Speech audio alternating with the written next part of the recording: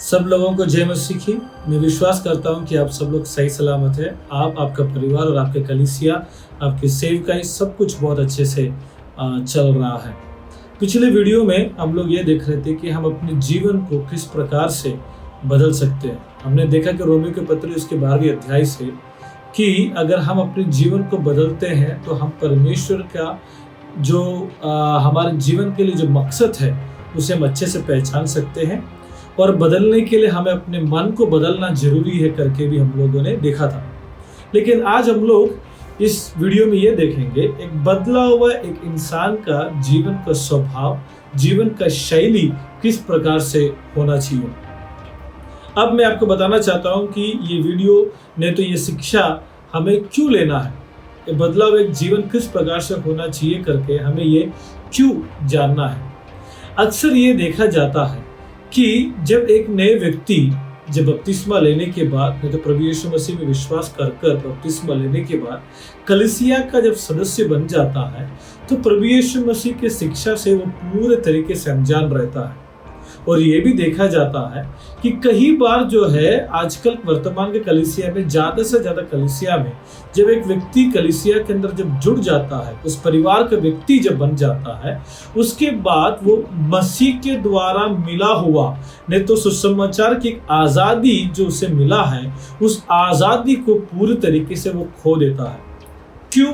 क्योंकि वर्तमान समय के कलीसिया के अंदर मसीह की शिक्षाओं से ज़्यादा इंसान जो है अपने परंपराओं को भी, अपने शिक्षाओं को, अपने विचारों को वो ज़्यादा से ज़्यादा महत्व देता है, जबकि कलीसिया को परमेश्वर के वचन को ज़्यादा से ज़्यादा महत्व देना चाहिए, जबकि कलीसिया को एक नए विश्वासी को परिपक्व बनाना चाहिए।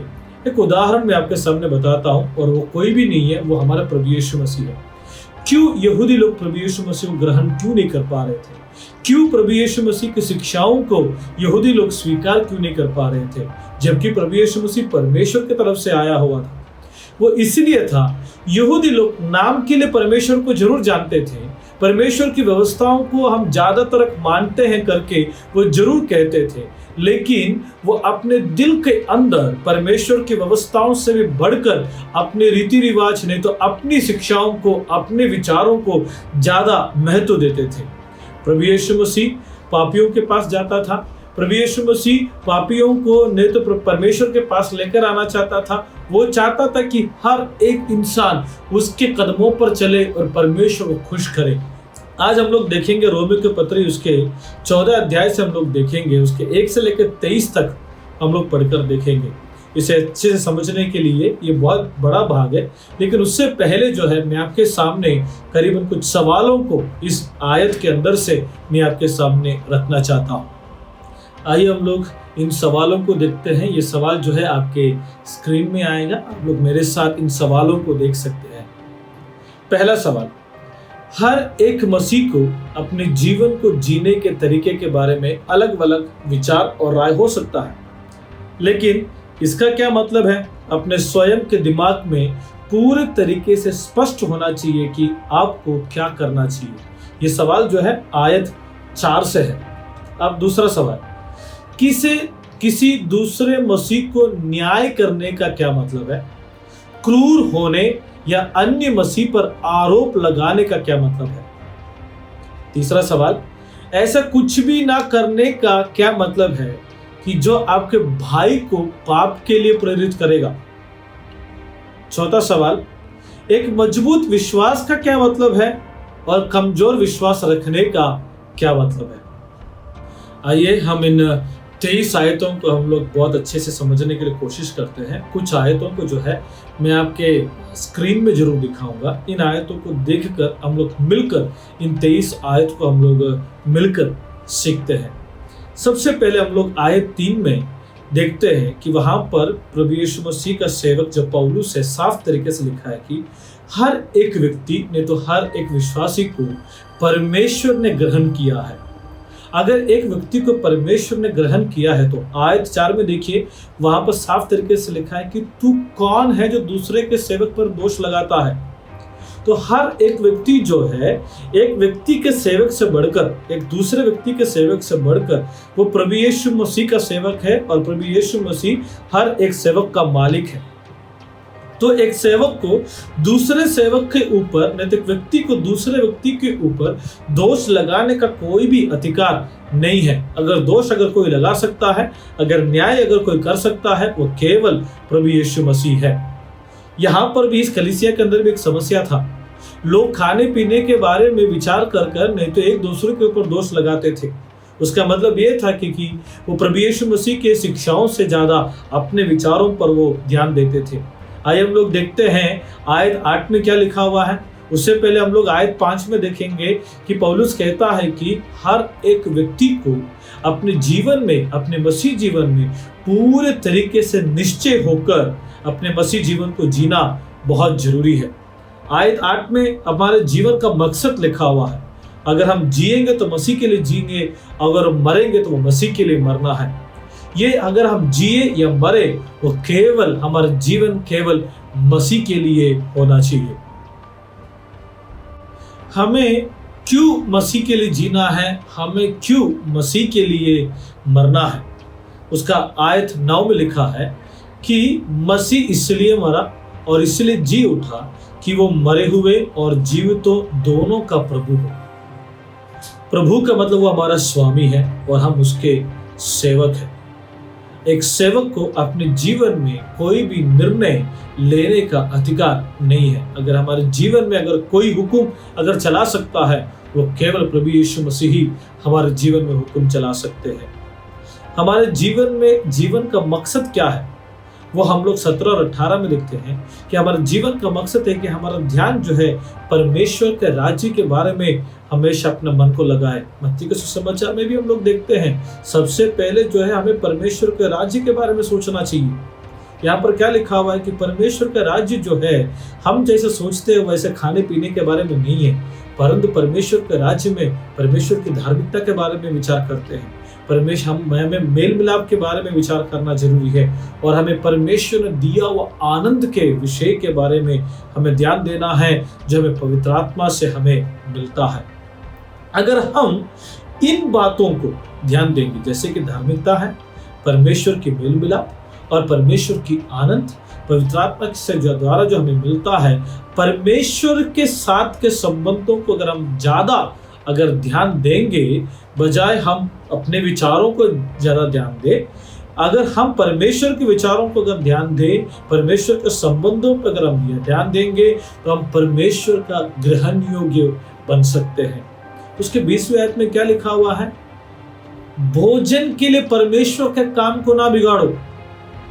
मतलब हमारी विचारधाराओं से भी बढ़कर, मतलब हमारे विचारधाराएं, हमारी शिक्षाएं, हमारी परंपराओं की शिक्षाओं से भी बढ़कर जो है परमेश्वर का काम है करके पौलुस कहता है। इस बात से हमें यह समझ में आता है, जब एक नए व्यक्ति प्रभु यीशु मसीह के परिवार में, कलीसिया में जब आता है, तो उस व्यक्ति को हमें परिपक्व बनाना जरूरी है। हमें एक दूसरे को प्रोत्साहन देना जरूरी है। हमें अपने मन के विचारों से भी बढ़कर परमेश्वर के विचार, परमेश्वर की इच्छा, परमेश्वर की शिक्षा, इन बातों में हमें ध्यान देते हुए परमेश्वर के मकसद को पूरा करना है। जबकि हमारी परंपराएं, हमारे विचारों को, हमारे विचारधाराओं के आधार पर एक दूसरे के साथ बहस मत करें, एक दूसरे को प्रोत्साहन करें और एक दूसरे को विश्वास में मजबूत करें, ताकि परमेश्वर का मकसद हमारे जीवन से पूरा हो जाए। अब मैं आपके सामने परमेश्वर के एक दास के विचार को रखना चाहूंगा। उस परमेश्वर के दास का नाम है जोसेफ एल्रिक। उन्होंने अपने पुस्तक में इस प्रकार से लिखा है कि इस दुनिया में करीबन 5 प्रकार के मसीह लोग हैं। सबसे पहला मसीह जो वो है जो अपने विश्वास में अपनी इच्छा से, नहीं तो जानबूझकर वो कमजोर रहना चाहता है। उसके विश्वास जो है बिल्कुल भी परमेश्वर के वचन के आधार पर बिल्कुल भी नहीं है, लेकिन उस व्यक्ति को ऐसा लगता है कि उसके विश्वास जो है सबसे मजबूत है। कई बार जो है उसके विश्वास दिखाने का तरीका जो है उसके जीवन के चुनाव में हमें नजर आता है, उसके जीवन की हरकतों में, चाल चलन में उसके विश्वास हमें नजर आ जाता है। परमेश्वर के वचन के आधार पर जो है उसके विश्वास जो है एकदम साधारण तौर पर होगा, लेकिन उस व्यक्ति को ऐसा लगता है कि उसका विश्वास सबसे मजबूत है। दूसरे प्रकार के विश्वासी वो है जो वाकई में परमेश्वर के वचन के आधार पर उसका विश्वास कमजोर है। इन व्यक्तियों के लिए ही प्रभु यीशु मसीह कहता है कि इनको वचन को सिखाओ, इनको मजबूत बनाओ, इनको विश्वास में आगे बढ़ाओ। ये बात बिल्कुल सही है कि आजकल भी हम लोग देखते हैं, इन लोगों को नए विश्वासी के रूप में भी देखते हैं। तीसरे प्रकार के विश्वासी वो है जो अपने विचार के आधार पर प्रभु यीशु मसीह के द्वारा दिए गए हुए जो एक आजादी है, उस आजादी को पूरे तरीके से नियंत्रण करके रखता है। वो कभी भी प्रभु यीशु मसीह के द्वारा दिए हुए आजादी को कभी भी अपने जीवन में महसूस नहीं कर पाता है। वो अपने जीवन के कानूनों के हिसाब से जीने के लिए वो कोशिश करता है, और वो दूसरा जो है कई बार जो है अपने कानून में वो खुश भी रहता है, बल्कि वो परमेश्वर के वचन के अंदर से कानूनों को निकालकर, सही या गलत के कानूनों को निकालकर सही कानूनों के हिसाब से चलने के लिए वो कोशिश करता है। वो इस विश्वासी को ऐसा लगता है कि हमें अपने तरीके से कोशिश करना चाहिए, लेकिन जबकि परमेश्वर का वचन कहता है कि आप परमेश्वर की मदद के बिना आप परमेश्वर को कभी भी खुश नहीं कर सकते हैं। आप पवित्र आत्मा के मदद के बिना आप कभी भी परमेश्वर को खुश नहीं कर सकते हैं। चौथे प्रकार के मसीह जो है, जो प्रभु यीशु मसीह ने दिए हुआ जो आजादी है, वो आजादी को निर्बुद्धि के तरीके से, नहीं तो अपने विचार के आधार पर वो पूरे तरीके से एक बेवकूफ की तरह वो आजादी को जो है इस्तेमाल करता है। कई बार जो है वो इस व्यक्ति इस प्रकार से सोचता है, प्रभु यीशु मसीह ने मेरे सारे पापों को माफ कर दिया, अब मैं कुछ भी कर सकता हूं। मैंने प्रभु यीशु मसीह में विश्वास कर लिया है, तो अब मैं कुछ भी करूंगा तो कभी भी परमेश्वर का न्याय मेरे ऊपर नहीं आएगा। पांचवें प्रकार का विश्वासी वो है जो प्रभु यीशु मसीह के द्वारा दिए गए हुए आजादी को एक बुद्धिमान के समान वो इस्तेमाल करता है। इस पांचों प्रकार के मसीह के आधार पर हमें भी अपने जीवन को जीना है। अब मैं आपके सामने करीबन 3 सवालों को मैं रखना चाहता हूं जो आपके स्क्रीन में जरूर आएगा। पहला सवाल है, एक मजबूत और कमजोर मसीह के बीच में अंतर क्या है? क्या हम खुद को मजबूत या कमजोर होने की कोशिश करनी चाहिए? दूसरा सवाल, हमें सही तरीके से जीने के बारे में स्पष्ट विचार रखना चाहिए। हमें अपने जीवन में परमेश्वर को खुश करना चाहिए, लेकिन हमें दूसरे मसीह के विश्वास को नुकसान नहीं पहुंचाना चाहिए। हमें यह सब कैसे कर सकते हैं? तीसरा सवाल, हमें परिपक्व होना चाहिए और हमारे जीवन में मसीह की स्वतंत्रता, नहीं तो आजादी होनी चाहिए। यह हमें दूसरों को सुसमाचार संदेश सिखाने और सुनाने में कैसे मदद करेगा? हमने पिछले 5 वीडियोस में करीबन 5 बातों को हम लोगों ने सीखा।